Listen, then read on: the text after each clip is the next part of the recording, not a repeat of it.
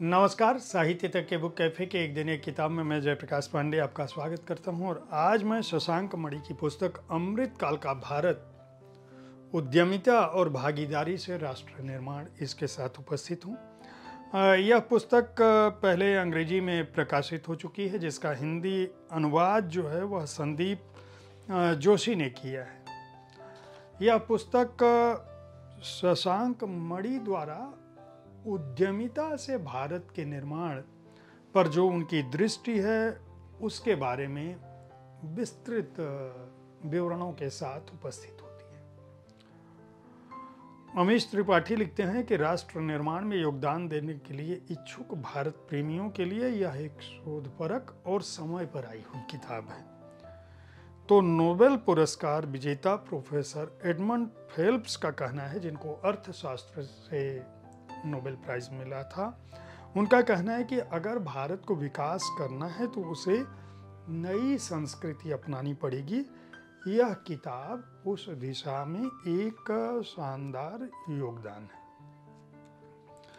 है। शशांक मणि जाने माने समाजसेवी हैं, राजनीति में भी उनका जुड़ाव है और उनकी पढ़ाई लिखाई जो है वह आईआईटी दिल्ली से उन्होंने बीटेक किया। आईएमडी लोसान से एमबीए की उपाधि प्राप्त की।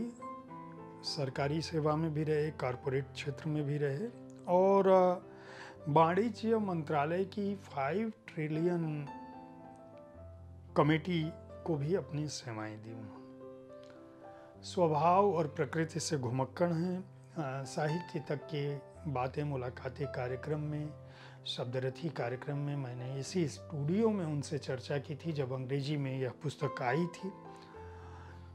जागृति यात्रा वह चलाते हैं। हर वर्ष 500 लोगों को भारत भ्रमण कराते हैं और जो डायमंड शिप में है वह भारत की एक तरह से यात्रा करते हैं और उस यात्रा के दौरान जो उद्यमी हैं, जो कुछ बन सकते हैं, जिनके अंदर ऊर्जा है और जो अपने श्रम से भारत के लिए, भारत के विकास में कुछ योगदान करना चाहते हैं, उन पर वह काम करते हैं। खास बात यह कि शशांक मणि जो है अपनी काम में उन उद्यमियों को इस बात की प्रेरणा देते हैं कि आप जो कुछ भी करिए वह नगरों की बजाय गाँवों में करिए। यानी उद्यम लगाइए लेकिन गांव में लगाइए, अपने इलाके में लगाइए, अपने क्षेत्र में लगाइए। इससे आप अपने लोगों को रोजगार तो देंगे ही देंगे। भारत का जो स्वावलंबी भारत है वह ग्रामीण क्षेत्रों के विकास से ही आगे बढ़ सकता है। संदीप जोशी जिन्होंने इस पुस्तक को हिंदी में अनुदित किया है, वह कई पुस्तकों का अनुवाद कर चुके हैं, अच्छे अनुवादक हैं और पत्रकारिता से जुड़े रहे हैं, इसीलिए यह पुस्तक अनुवाद के रूप में नहीं दिखती। इस पुस्तक में कुल 5 अध्याय, क्या 4 अध्याय हैं कह सकते हैं। 5वां जो मैं अध्याय कह रहा हूँ दरअसल वो परिशिष्ट का हिस्सा है। यानी केवल 4 अध्याय हैं, 12 खंड हैं। पहले अध्याय में वो जो भारत को सृजन क्या हो सकता है 75 साल के पार का जो भारत है, उसमें वो जागृति, हीरा, युवा और महिला वर्ग, इन 4 खंडों से देखने की कोशिश करते हैं। उनका कहना है कि इतिहास और संस्कृति से जो हम सीख सकते हैं, ये सीखना दूसरा अध्याय है। उसमें वो कहते हैं कि क्रांति क्या हो सकती है, लोकतंत्र क्या हो सकता है और संस्कृति क्या हो सकती है हमारे राष्ट्र के लिए। तीसरे अध्याय में वो परिवर्तन की राह पर जो विकास का दृष्टिकोण हो सकता है, उसमें 3 हिस्सों में इस अध्याय को बांटते हैं। उद्यमिता पर नई सोच क्या हो सकती है, नया निर्माण क्या हो सकता है। नागरिक जो है, नागरिक जब वह बात करते हैं तो हमारी बातचीत में भी उन्होंने कहा था और इस पुस्तक में भी उन्होंने यह बात कही है कि जब मैं नागरिक कहता हूं तो मेरा इशारा उन 80 करोड़ लोगों के प्रति है जो न तो बहुत अमीर हैं न तो गरीब हैं। यह वह निम्न मध्यम वर्गीय या निम्न मध्यम वर्गीय न भी कहिए तो वह विकास की ओर उन्मुख मध्य वर्ग है जो अपने आज के वर्तमान में बदलाव करना चाहता है। उनके लिए उनका कहना है कि यही नागरिक जो है दरअसल इस देश के राष्ट्र के विकास के कर्णधार हो सकते हैं, वाहक हो सकते हैं। और यहाँ पर वो कहते हैं कि जिला जो है वह आपकी सारी उद्यमिता का, आपकी कार्रवाई का केंद्र हो।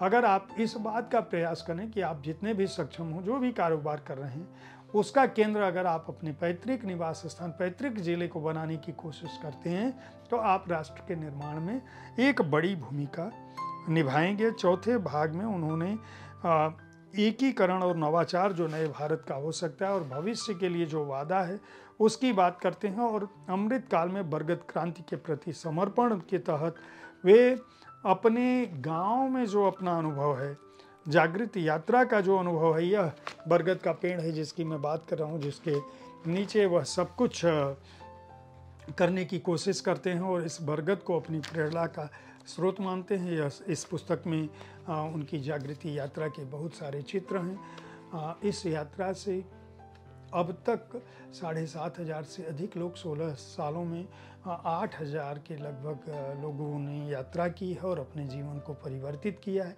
उनमें से कई लोग कई बड़े उद्यमी हैं जिन्होंने देश और दुनिया में भारत का नाम रोशन किया है।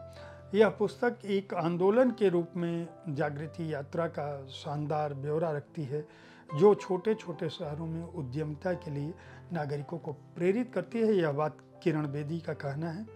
अगर आप भारत की तरक्की को सियासत से परे होकर देखना चाहते हैं और श्रम की भी उसमें कोई भूमिका है, नागरिकों की भी कोई भूमिका है, केवल राजनीति और सरकार ही सब कुछ नहीं बदलती है, वह केवल एक यंत्र के रूप में आपका माध्यम हो सकती है, वह केवल आपकी सहायता कर सकती है, लेकिन करना आपको है। अगर यह समझना चाहते हैं तो शशांक मणि की इस पुस्तक को खरीद कर पढ़ सकते हैं। अगर इस पुस्तक को पढ़ने के अलावा आप इस पर अमल करेंगे तो भारत के राष्ट्रीय पुनर्जागरण में आप भी अपना योगदान कर सकते हैं। इस पुस्तक को प्रकाशित किया है पेंगुइन स्वदेश ने हिंदी में प्रकाशित किया है, पेंगुइन रैंडम हाउस इम्प्रिंट के तहत। मूल्य 499 रुपये है और पृष्ठ संख्या है 368। उम्मीद है साहित्य तक का यह एपिसोड आपको पसंद आया होगा। इस कार्यक्रम में आप किस तरह की पुस्तकों की चर्चा चाहते हैं, इसके बारे में अपनी राय से हमें ज़रूर अवगत कराएं। हमारी कोशिश होती है कि विविध विधाओं की पुस्तकों के साथ आपके पास हर दिन मैं पहुंचूं, ताकि आपको अपनी पसंद की पुस्तक चुनने में आसानी हो। कल ठीक इसी समय ऐसी ही किसी एक कृति के साथ फिर मिलूंगा। देखते रहिए साहित्य तक। धन्यवाद।